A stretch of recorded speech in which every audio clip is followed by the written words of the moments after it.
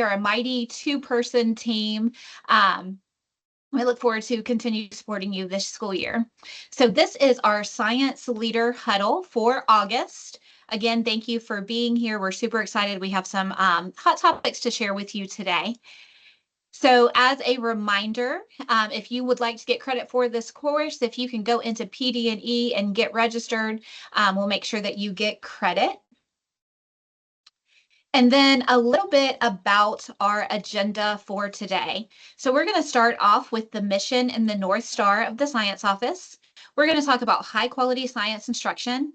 We're going to talk about priority standards. We're going to talk about pacing guides and the 5th grade Georgia milestone. We're going to share with you a little bit about our Science Leader Toolkit, and then we have some hot topics and some Q&A. Ooh, I just went crazy. Sorry. So if you will take a second, we always like to level set with our mission for K-12 science and then our North Star. So if you'll take a moment and read over those two.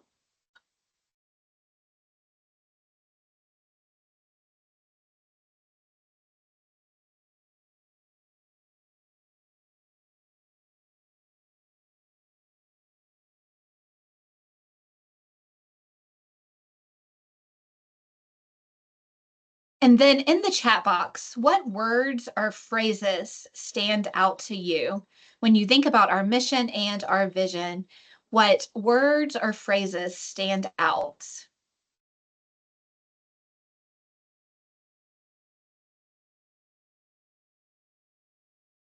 Opportunities, innovation, engaging learning experiences, each and every, high quality, inspire, cultivate. Yes, absolutely. Curiosity. So one of my favorite quotes is coming out of the New York Times. It says that 65% of elementary school students, so those kiddos that are in our elementary school classrooms right now, over half, 65% of them are going to go into STEM jobs that haven't been created yet. So how do we prepare kids for jobs that haven't been created yet, right? We have to teach them to be creative, to solve those problems, to be innovative.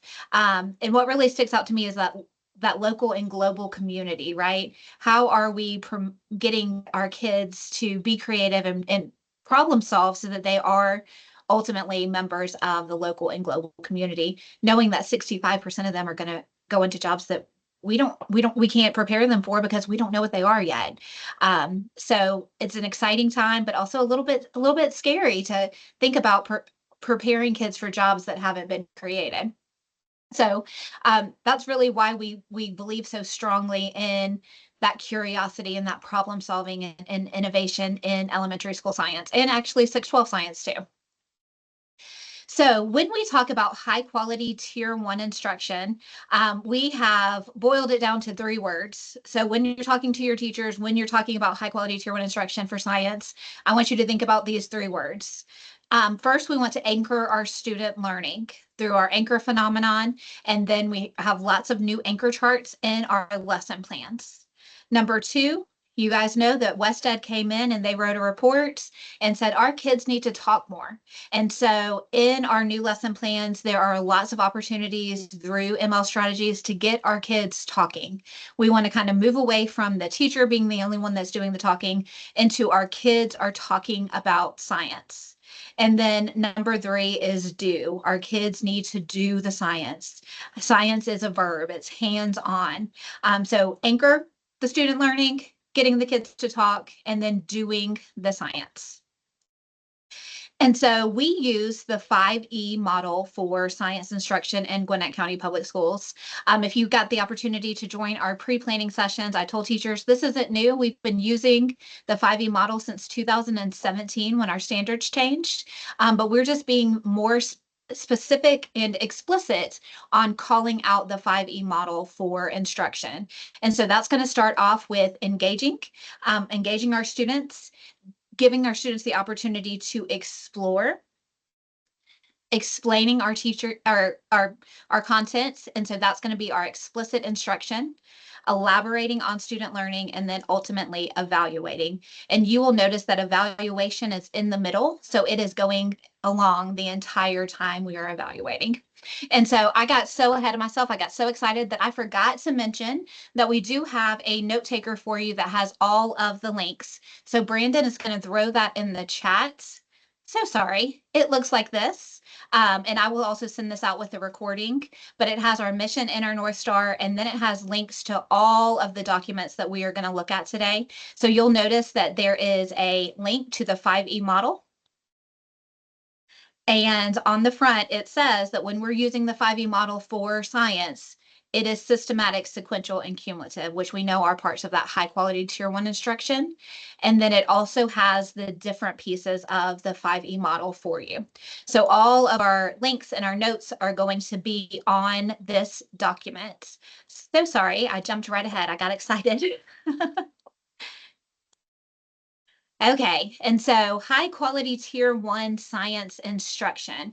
We talked about getting our students to anchor their learning, to talk, and to do the science.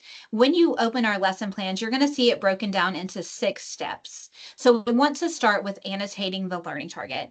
What are the kids learning about? Getting our kids to understand, starting to understand those vocabulary words. Then engaging our students through that notice and wonder protocol. And we have found that when teachers annotate the learning target, automatically the questions that our students start asking with the notice and wonder protocol are better questions because they understand what they are about to learn about. Okay, so annotating that learning target, doing that notice and wonder protocol, and then one of our ML strategies that we are really leaning into, we've been using it for a couple years, but when you open the new lesson plans, you're going to see lots of examples of the word catcher strategy. And so research is showing, especially for ML learners, in science, they need to be exposed to the vocabulary, words, and context.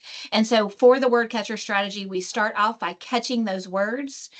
What words do you hear? What words are our students saying as they're noticing and wondering? And then co-constructing that vocabulary with our students. And so my favorite example is first graders and magnets. Okay, so kindergartners have to know, first graders have to know all about magnets. And if I were to write the most beautiful definition in the world of repel and attract, but my students didn't have any background knowledge on magnets, those words would have no meaning to them, right? Instead, giving the students the opportunity to explore with magnets, having them feel them pull together and push apart, then going back and co-constructing those vocabulary meanings with our students, okay? So you'll see lots of examples in our new lesson plans. It walks you through how do I start a word catcher? What are some words my students might catch? And then how do I begin to co-construct that vocabulary with my students? Okay. Then we're going to get our students to explore. That is through our Tinker Time activity. Research shows that students have to have that hands-on exploration before the teacher explains. So we're always saying explore before explain. And then you will notice in our new slide decks and our new lesson plans, we do have that explicit instruction through the explain phase, but it's also students are doing something in that explain phase. They're not just sitting and getting knowledge. They are developing anchor charts. They might be doing a word sort. They're doing something with that explain phase. And then elaborating on the student learning, which are going to be our critical thinking task, our literacy mini task, and then ultimately evaluating throughout, whether that be through our formative assessment performance task or our new quick checks that we have, or quick formative assessment checks as the teachers are teaching. Okay. So those are the key pieces of high quality tier 1 instruction in K-5 science. So I do want to take a moment and talk a little bit about standard construction because our standards for science are so different than all of the other content areas. So each of our standards, starting in kindergarten all the way up to 12th grade when our students are taking that fourth science, start with the science and engineering practice of obtaining, evaluating, and communicating. So all of our AKS, every single one of them starts obtain, evaluate, and communicate. Then our indicators are the other science and engineering practices. So for example, this is AKS 4A, which is a third grade AKS. It starts with ask questions. That is the how. That is the science and engineering practice. That's how the students are going to obtain the information, okay? Then we have the rest of the AKS, which is our science content, to differentiate between plants, animals, and habitats found within Georgia's geographical regions. That's the what, that's the science content. But how are our students going to show mastery of that science content? Through asking questions. Okay, and so all of our AKS, again, from kindergarten to that fourth science and 12th grade, our students are engaging in one of the 8 science and engineering practices. So this is where you'll see develop models of the phases of the moon. So our content is the phases of the moon. How are kids going to show mastery of the phases of the moon? By developing models. So science is so unique because not only do our students need to know the content, they have to understand the content, but they also have to show it through the science and engineering practices. So it has to be so much more than that sit and get. They have to be able to show mastery through the lens of one of those science and engineering practices. And the example here is asking questions. So what are our key takeaways? The science instructional framework, it's different. It's very different from other subject areas. And students must learn the science content, the what, through applying their science and engineering practices, the asking questions, developing models, planning and carrying out investigations, which is so much different from what we learned. I remember in high school, my science teacher gave me an experiment and it was a list of directions. Now we're expecting students to plan and carry out the investigation. So no longer are we giving students a list of what to do with their investigation. Instead, they have to make the plan. And when we look at our 5th grade milestone in our district assessments, that is what we're seeing, okay? And if we aren't giving the students the opportunity to explore and engage with the science and engineering practice, they're not mastering that AKS because the AKS is written at that proficient level with the science and engineering practices. Okay, now on to the fun stuff. High priority standards in science. So we have heard a lot about high priority standards, and I have awesome news for you. In Gwinnett County Public Schools, we define priority standards as those standards that are assessed on the Georgia milestone. And they are the standards that represent the essential learning outcomes for students to ultimately be successful on the milestone. So when we look at 5th grade science, because 5th grade is the only course that takes the science milestone, we have 8 AKS in GCPS. The state also has 8 standards, okay? So all 8 of our AKS are assessed on the Georgia milestone. Now we do have 4 additional indicators that I'm going to show you in just a second that are not on the milestone. So the overarching AKS, the obtain, evaluate, and communicate, is on the milestone. We added 3 additional indicators, like I said, that I'll show you in a second, that are beneficial to mastering the overarching AKS. So here are the AKS. So AKS 7 is obtain, evaluate, and communicate information to compare and contrast the parts of plant and animal cells. So the state has that they have to gather evidence by utilizing magnification tools, they have to develop models, and they have to construct an explanation that differentiates between the structure and the plant of a plant and an animal cell.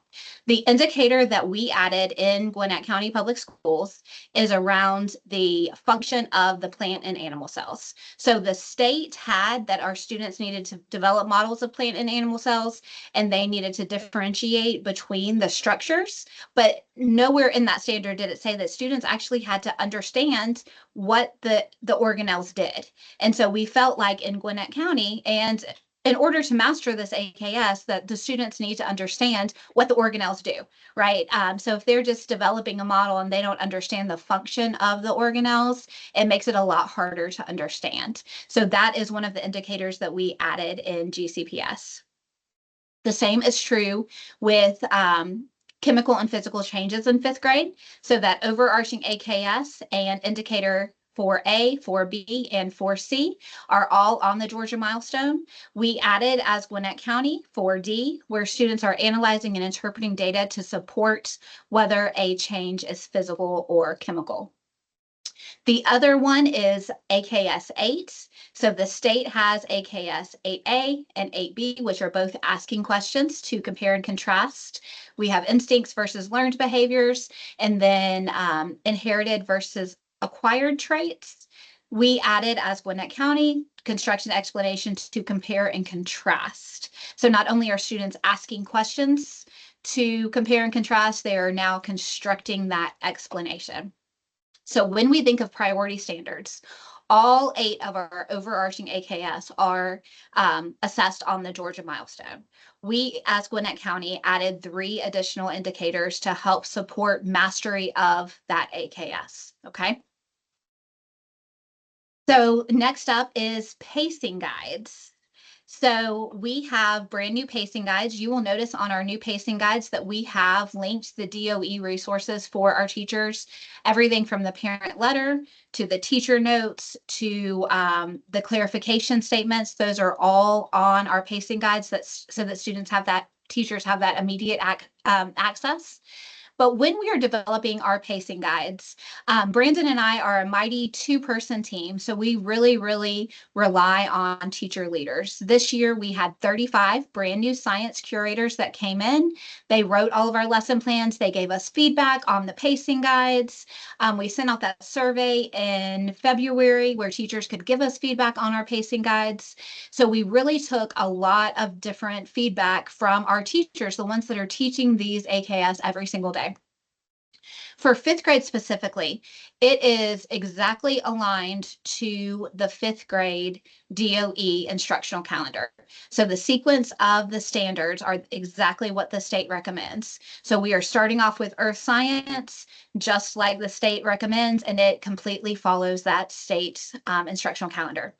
We also looked deeply at the 5th grade milestone blueprints, making sure that there was a clear alignment between the time that we were spending on science, earth science, life science, physical science is aligned to what they're going to see on the milestone. Again, we looked at those DOE instructional plans. We called in teachers, we did surveys, we really focused on that teacher feedback for the instructional calendars. And then we also looked at data. We looked at our milestone data and our district assessment data to make sure that we were making informed decisions around the pacing guides and the instructional calendars. On eCom, brand new this year, we have 5 e-tasks and slide decks available for every AKS. So when your teachers dig into that pacing guide, they're going to see a lesson plan. Again, it's going to have all of the samples for them. It's going to have the slide decks, all of the materials that they need to help support that pacing. And I wanted to show you this document also.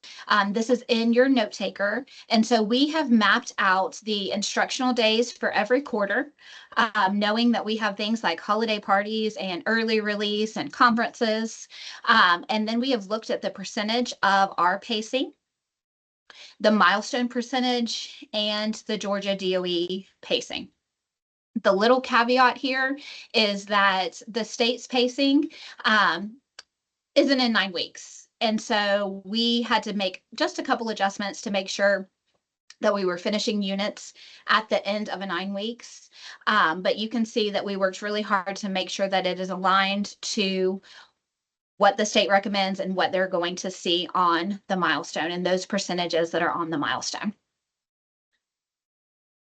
Also, instructional days. So you'll see that we took the instructional days. Quarter 1 has 39 instructional days. Quarter 2 has 40. That is based on 30 to 45 minutes of daily science instruction. So if for some reason we are not teaching 30 minutes of daily science instruction, then our students aren't getting that time. And so therefore that's going to throw off our percentages and ultimately affect the pacing. Okay. I know a lot of schools, the teachers like to alternate.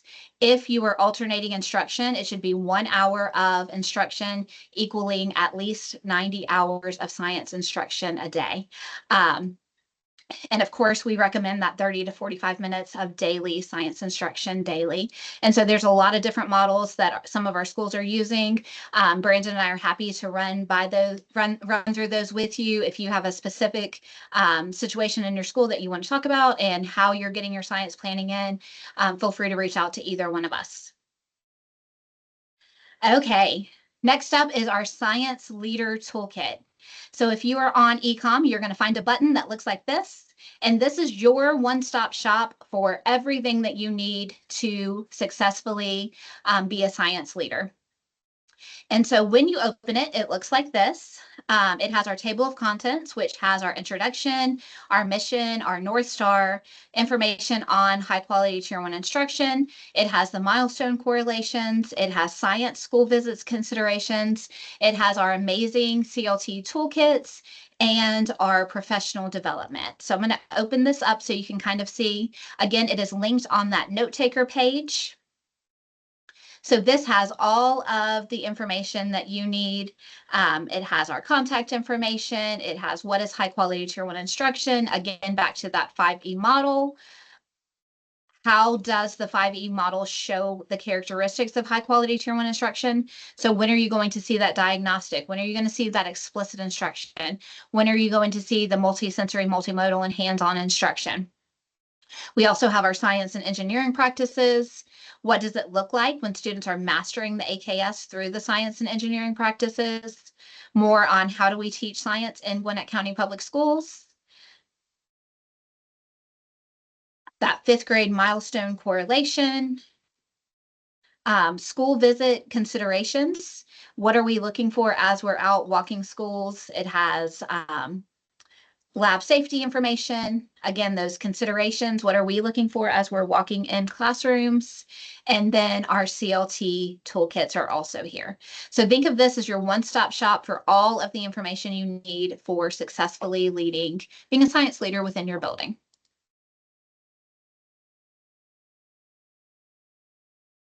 Okay, now to the fun part, hot topics. So we have been getting a lot of questions around the range or the reporting parent ALDs for science. And so I thought, what better way to show the difference than to show you an example? So these are the range ALDs for chemical and physical changes. So you see that in order to master this AKS, students need to plan and carry out an investigation. Again, that's our science and engineering practice of physical changes by manipulating, separating, and mixing dry and liquid materials. They have to construct an argument based on observation to support the claim that physical changes in the state of water are due to temperature changes. Again, they're constructing an argument. And then they have to plan and carry out an investigation to determine if a chemical change occurred based on observable evidence. Okay, so those are the teacher-facing range ALDs. When we look at our parent ALDs, it says that students need to explain the difference between physical and chemical changes. Well, if we were only getting students to explain the differences between physical and chemical changes, they would not master these AKS, right? In order to master these AKS, our students have to engage in the science and engineering practices. So while the parent ALDs are great to show to your parents, to get parents to understand what students are learning, we should not be using them in our teaching, right? We need to make sure that we're using the range ALDs as educators, and those are the ones that you're going to see linked on our econ page. Okay, and they're actually broken down into beginning, developing, proficient, and distinguished on the econ page. Okay, another hot topic. I know Brandon and I get tons of questions weekly about science instruction. Because the science instructional framework is so different from our other subject areas.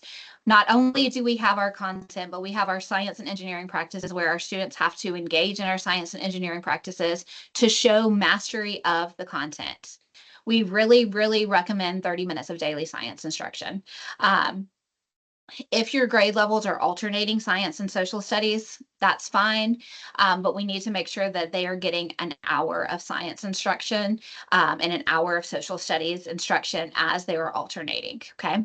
We want to make sure that we're holding true to that 90 hours of science instruction during the school year for kindergarten through fifth grade. When we miss out on that science instruction, we're ultimately missing out on the pacing and the alignment to the fifth grade milestone. Okay.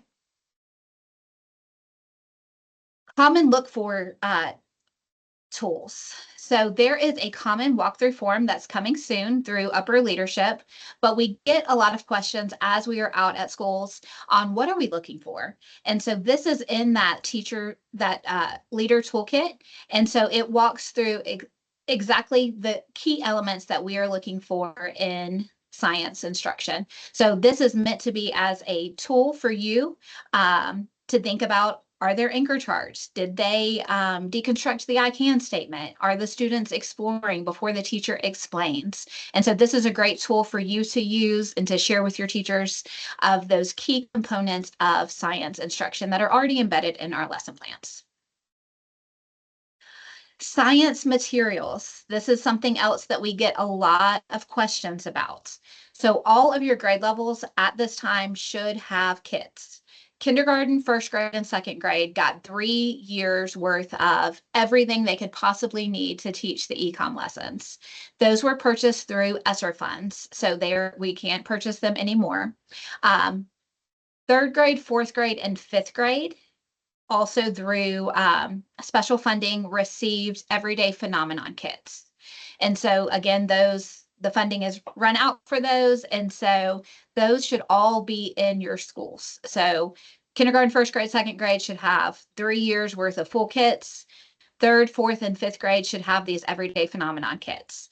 They were delivered last school year. So if you have not seen them in your building, definitely reach out to your principal, to the bookkeeper, and try to figure out where they are. We get a lot of emails from media specialists who receive these kits and they don't know what to do with them. But the starting point for science materials is to make sure that you have located these kits. Then every year, my office downloads money to local schools because we realize that you might have a second grade teacher who has run out of pipe cleaners. And so we don't want pipe cleaners and lack of materials to come in, be a barrier for high quality tier 1 instruction. So we have downloaded money for you to replenish those kits as you need. Okay. Also, a little hidden gem that people do not realize they have are these Next Time You See and I Wonder books. So we sent out 10 copies to every single school. Brandon and I actually went to the warehouse, we packed them up, and we sent them out to our schools. And so these are put out by the National Science Teacher Association. They are fabulous, absolutely fabulous. But you should have 10 hard copies in every single school. Again, those were sent out last school year. And then we also have the digital copies on the e-com. So if your teachers are asking for materials, these are the things that they should have in their classrooms right now. And then again, you have that money to help support Mr. McKinney when he runs out of pipe cleaners. If he tells you that he needs pipe cleaners, you have that money to purchase those additional materials. If supplies are ever an issue beyond the money that is allotted in the GCPS budget and for the downloads from my school, please reach out to me and let me know, and we will try our best to make whatever happen. Okay. Science CLTs, and a lot of our schools have started running CLTs. We recommend that we have at least quarterly CLTs. So 4 times a year is our recommendation. If you have weekly or biweekly CLTs, you are doing above and beyond, and it's great. But we do have resources to help support CLTs. So you, again, have this link in your note taker, but also on the e-com, you're going to see a button that looks like this. When you click that button, I pulled up the 3rd grade example. This is a complete CLT toolkit that is ready to go. So no prep, pull it up, you're ready to run your CLT. So it starts off with a warm welcome. It goes into the next unit. So unit 1, 3rd grade, is teaching habitats. It has an Analyzing the Standards protocol and links to the Analyzing the Standards documents. It has the AKS and the achievement level descriptors. It has that key information that teachers should know in analyzing the standards. So what are those things that you need to know as a teacher in order to be able to effectively teach the AKS?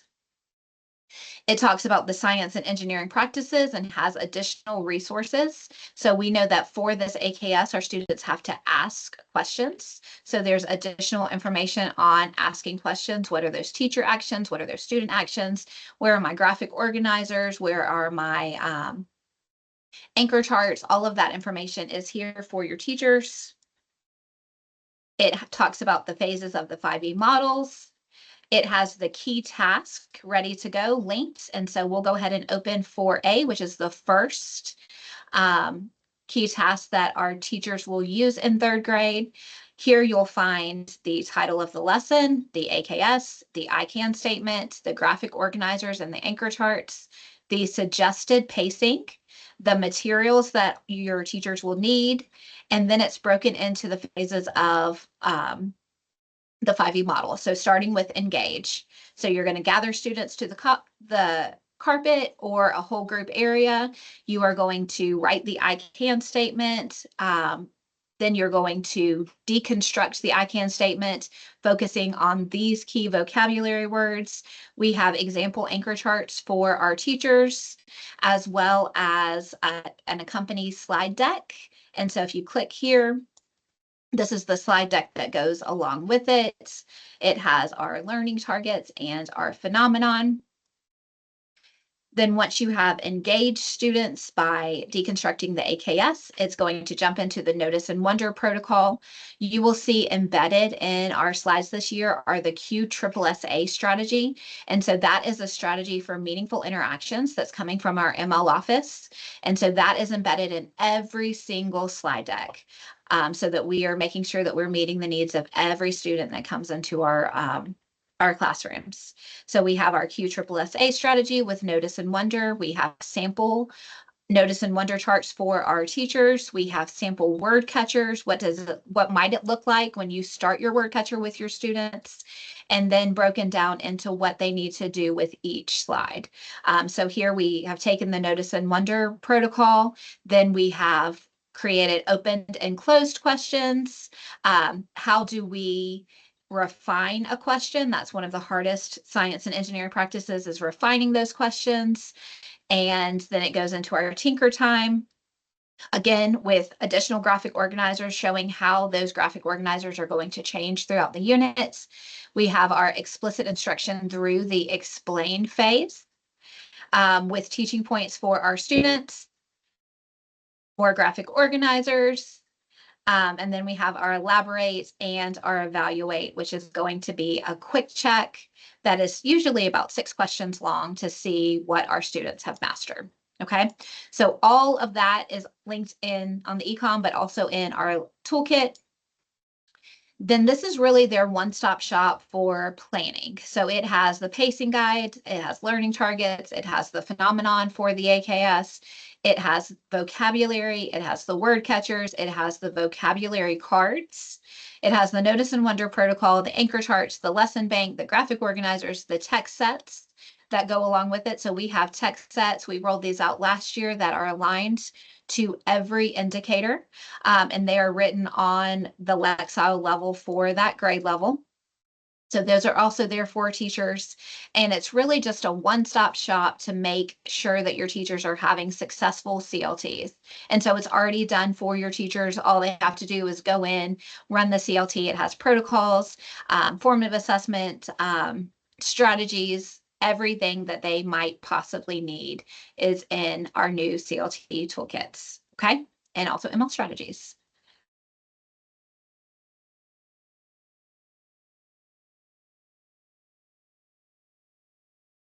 Next hot topic, ML supports.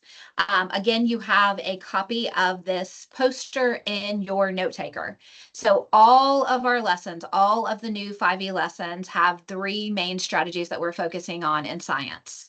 The first being QSSA for meaningful interactions. And so that is in every single slide deck. The other strategy that we're really focusing on this year, and you could see from the lesson plans, are anchor charts. So anchoring our student learning, co-creating those anchor charts with our students so that they can refer back to them. The third ML strategy that is in every single one of our new 5E lesson plans is the word catcher strategy. And we've kind of already talked about that, but the word catcher is catching those words as they're being used, as we might hear them from another student, or as we might see them in a slide deck, or read about them in the text, catching those words, and then co-constructing the meaning with our students. So when we think about ML strategies, where do we start with ML strategies? Every single slide deck has those three strategies in it, okay?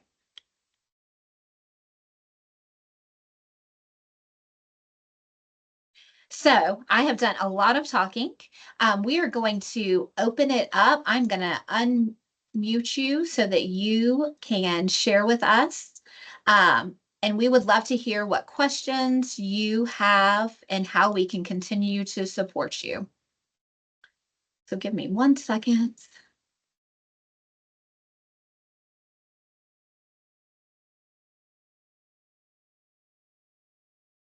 So right now you should have the opportunity to unmute. I think we did have a question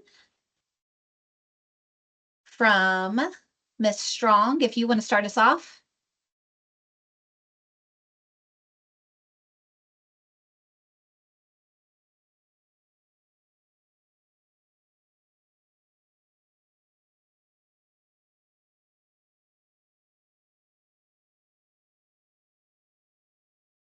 Nope.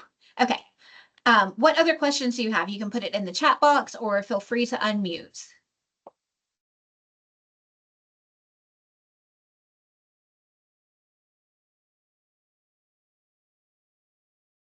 Y'all are going to go easy on me today. How are we feeling with pacing, priority standards, alignment to the milestone, new resources?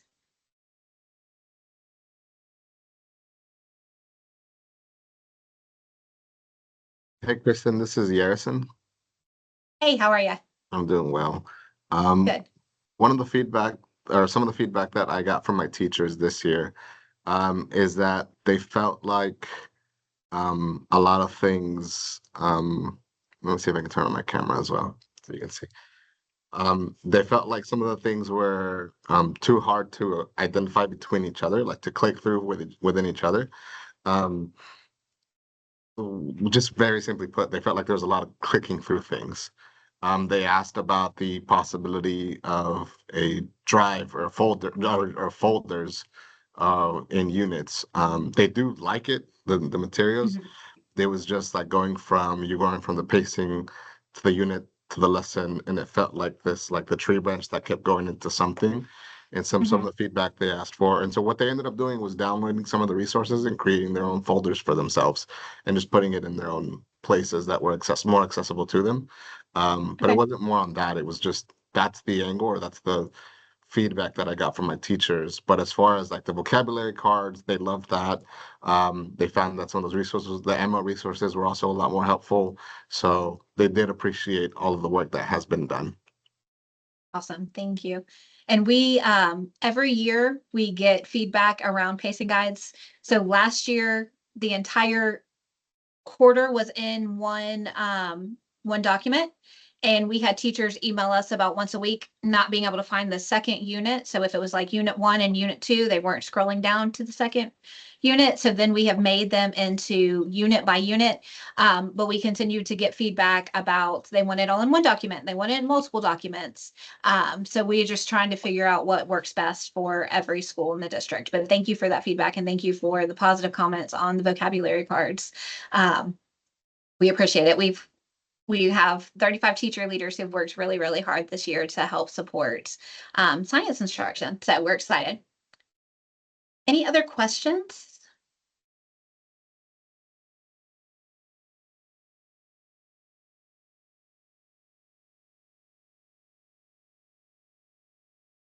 Thank you, Stacy. Thank you, Rebecca. Okay, I'm gonna let you think on your questions for just a minute. So I do want to point out 3 pieces of professional development that we have coming up. First of all is our science boot camp on December 8th. That will be at the ISC from 4:30 to 6:30. It's going to be a make and take. And so your teachers can come in.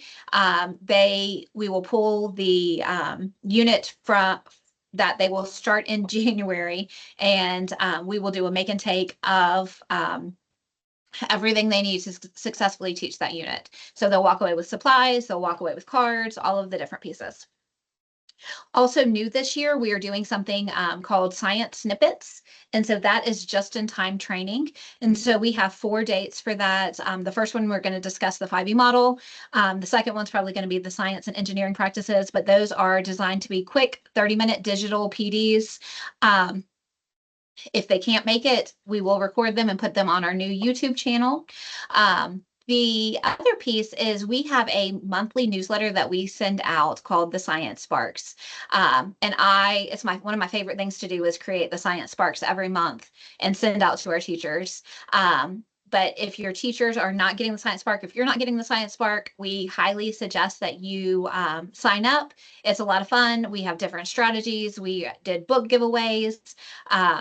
All of our different resources are in the Science Spark. And so it's really a monthly blast just about science instruction and GCPS. The third piece I want to share with you is science and social studies coaches collaboration. And that is going to be held on September 18th here at the ISC. We don't provide a subcode, so we're really focusing this PD on school-based coaches, ITI coaches, APs. We have principals that sometimes join us, but it's a lot of fun with partnership with the social studies office. For the September meeting, we are going to focus on common misconceptions. And so what are some of the common misconceptions in science and social studies? And we're going to debunk them in the PD. So lots of fun. Make sure that your ITI coach and your instructional coaches come and join us. Again, it's just a good time. So if there aren't any other questions, I'm going to let you go for the afternoon. Thank you so much for your time. I appreciate it. Brandon and I are here to support, so we'll hang out until the last person is gone. But if you have any questions, feel free to email us, or we'll stay around for a little while. Thank you so much. Kristen, it's Teresa Ellinger at Patrick Elementary. Hey, Teresa, how are you? Hey, I have a quick question about your science boot camp. You talked about all the things that teachers are going to be able to do, and I want to be able to kind of start, advertising that. Is there any way that you can make a flyer that has all those details that you said is going to happen, that sit and get that make and all that we can kind of post at our school? Yes, absolutely. So Brandon and I have our brainstorming session tomorrow. So once we get all of the details fleshed out, I will send that through the Science AP contact. All right, perfect. Thank you. Great idea. Thank you so much.